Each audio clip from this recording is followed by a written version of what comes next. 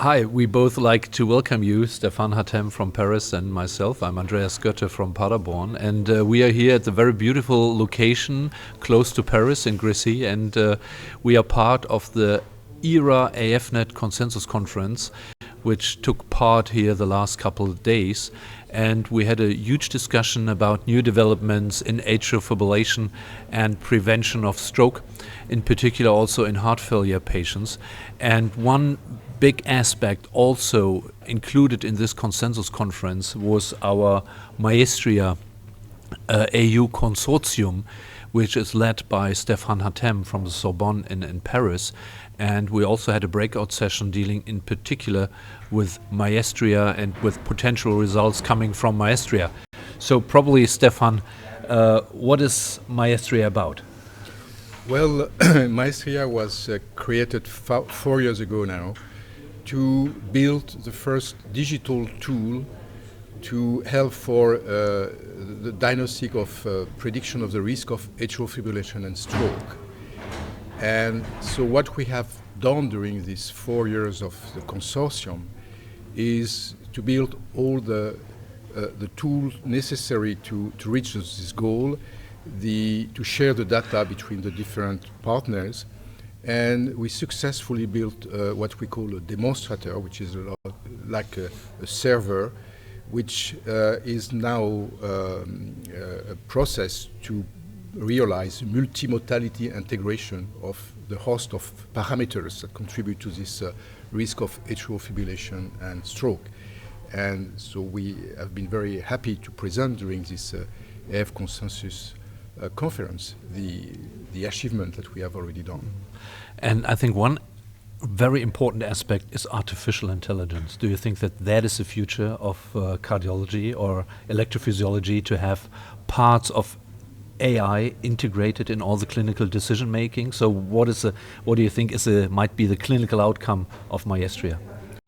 Well, I think AI is providing the tool for first using all the data generated by many different aspects when we speaking about atrial fibrillation, biology, ECRF, clinical imaging. So we need AI to treat this information.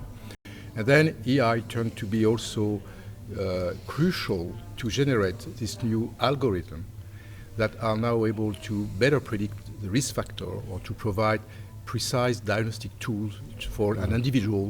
What is this risk of having this atrial cardiomyopathy and the risk of AF? So AI is at the different steps of this project absolutely necessary, and I think it will probably push all of us in the next steps for AF. Yeah.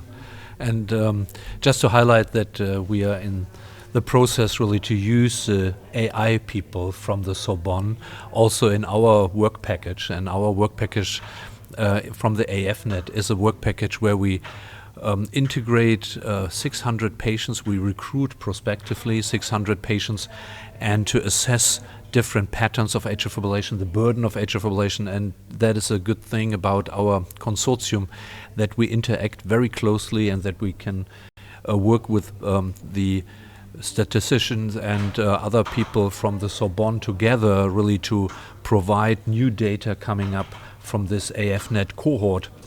And I think this is a very good model really to show how clinicians from different countries can work together, also with people who are more into AI and probably informative aspects of medicine or technology, I think. I would like, Andreas, to follow with what you are saying, that AI is nothing without the data. And in fact, the first issue are the data. So the partnership that we have with AFNET to generate cohort of patients with data of very high quality, very homogeneous data that are interoperability data, it's absolutely the first steps for any AI-driven project. And this partnership we have within MAESTRIA, I think it's extremely precious, because again we will be able to generate new set of data for validation, for training of all these algorithms, and it's probably the most valuable achievement that we have done together. Yeah. And I think for AFNET, of course, it's the very first time that we are official partner for the European Union really to work in a consortium like this. So I think that's a big step further. On the other hand, Stefan, well, we are still within our funding period, but do you think that we may have a chance to continue? What would your expectations be, or do we think we should probably call out to the European Union that we need to proceed and go even to a second funding period? Well, what we have discussed during this AF consensus clearly show that what we have realized with AFNET and MAESTRIA is really is paving the way for the future. And also I think it's matched very well with what is probably the European policy in terms of research, with the more this AI-driven approach for a more personalized medicine. So I'm quite optimistic that we should find new opportunity at the European level, because I think this European level is absolutely essential. It is our story of together from many years collaborating, building this community, and I'm very optimistic. I mean, I'm very happy to see that all these partners are on board and highly motivated to continue. Yeah. So these are, I think, very nice words, and I'm pretty sure that we will get fantastic results and that we will continue to work together in this project or probably others. So probably the big the big feature for MAESTRIA and AFNET is to be able to aggregate other consortium in Europe, other colleagues involved in other partners, to really build all together a sort of very strong stream of research, medicines on this so important medical burn challenge. I fully agree. Okay, thank you. Okay, thank you very much, Andreas.